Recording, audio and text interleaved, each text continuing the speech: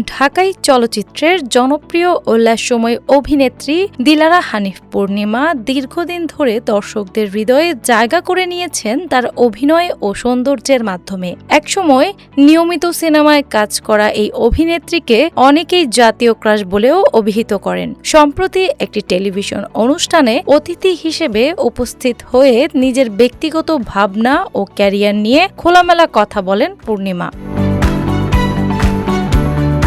অনুষ্ঠানে তাকে প্রশ্ন করা হয় তাকে জাতীয় ক্রাশ বলা হলে তিনি কেমন অনুভব করেন। উত্তরে তিনি বলেন, অবশ্যই ভালো লাগে। এরপর সঞ্চালক জানতে চান, দর্শক যখন বলেন আমার বাবা আপনার ভক্ত ছিলেন, আমি ভক্ত, এমনকি আমার সন্তানও আপনার ভক্ত, এটা শুনে তার অনুভূতি কি হয়। পূর্ণিমা হাসি মুখে জানান, এমন ভালোবাসা তার কাছে আরো বেশি আনন্দের। এক পর্যায়ে সঞ্চালক মজার ছলে প্রশ্ন করেন, এত মানুষের প্রজন্ম ধরে ভালোবাসা পাওয়ার কারণে তিনি কি নিজেকে বয়স্ক মনে করেন কিনা।